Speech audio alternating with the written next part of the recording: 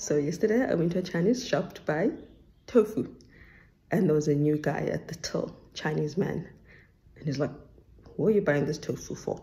So I told him for me, and he says, "You?" Like, is it, but you're black? And I said, "Yes, for me." He said, "For you?" I just started laughing. I said, "Yes, for me. My whole family does not eat meat." It's like, "What are you going to do with it?" So I told him, "I'm going to cook it and eat it." He was so shocked that black people eat tofu. He just couldn't believe it. So yes, black people eat tofu. We don't all eat meat. It's like, no chicken. Yeah, no chicken. No beef. No cow. I'm like, yeah, we don't eat anything that has legs and moves. He just couldn't believe it. But why? So I told him, hey, less cholesterol, hey, it's healthier. He just was enthralled, and it was so loud, which made me loud in turn. So I thought I would show what this black person eats. And also what I will then do when it's still warm, I will add a drizzle of honey. I'm not meant to have honey. It's not really low FODMAP, but the amount I'll have in this is very little. So yes, there it is. That's one of the things we will have for our Sabbath meal. I cook for 2 days. That's something my husband came up with years ago when my back was bothering me. And he said, well, given standing really kills you, how about you cook enough for 2 days worth of food so that you don't have to cook every single day. And that's what we're doing. So this will be Friday and Sabbath. This is from the Chinese shop at near Paddocks, Milnerton. It's near Paddocks Shopping Center. Cape Grand, China. Yes, Cape Grand, China. This I'm adding on is from Woolies. You get vitality points, but it's more expensive, much more expensive. This block costs 59 Rand. These all together cost 66 Rand in total. So obviously, needless to say, you can guess where we go to buy our tofu. They just didn't have enough for me yesterday when I went. That's what it looks like, the two types of tofu from the two different shops, all smashed, mashed, crumbled up. Yeah, that's how they are. That's what it looks like. Uncooked.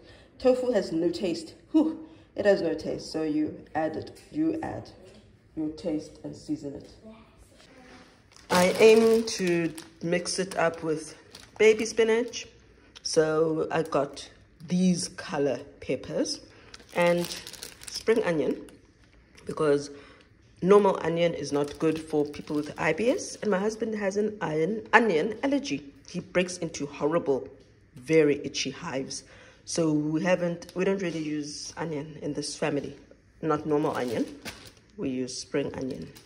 And then I will put it all in oil, not put it all in oil. I will saute, and it should become, you know, baby spinach or all spinach. It becomes all kind of mushy. So it's going to be almost like a stew type thing. Yeah, a stew type thing. Another thing I plan to add is nutritional yeast flakes, high in protein, B vitamins, and minerals. We also, it's like a cheesy-ish, nutty, cheesy type flavor. We also add it to popcorn. So we'll pop up popcorn, add some Himalayan pink salt, and nutritional yeast flakes. And that makes our popcorn yummy. People also wonder about protein. We use soy milk for our children, and it has, I make sure it's the fortified type. It's got omega-3, protein, and calcium. So that is how we get our calcium and protein. We don't use dairy products. We don't use milk. Even our spread is a plant-based spread. So we don't use normal dairy, margarine. All right, there we go. That is our finished and cooked roast butternut and sweet potato. And then to go with the stewish type tofu, I will make couscous for the rest of them, and I will make myself quinoa. Because I can't have couscous. Couscous has gluten. Couscous is wheat. So this is my, what's it called? This is when it becomes more difficult and more backbreaking, when you have to make separate meals for people. And to be fair, my daughter, my very not talkative daughter, doesn't like quinoa anyway. So yeah, they'll have couscous. So what I'm gonna do, now that it really has shrunk, I might add beans for the crew. You can eat beans. Again, beans are not FODMAP friendly, so they're not IBS friendly, so I can't have beans, but I can definitely have tofu. So I might add some beans so that they don't finish all the tofu. And there we go, as we can see, nice and fluffy. The couscous is ready with no work from me. Just add boiling water, same level or same amount as the actual couscous. And there we go, nice and ready to eat.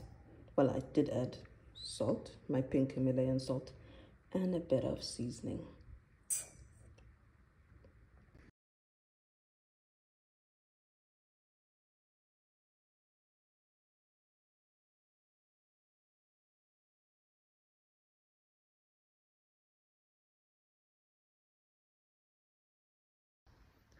And there we go, that was my African vegan meal. I've added pasta salad as well. No, I didn't make that, I just bought it from the shop. And yes, I did add some baked beans. We're ready to go.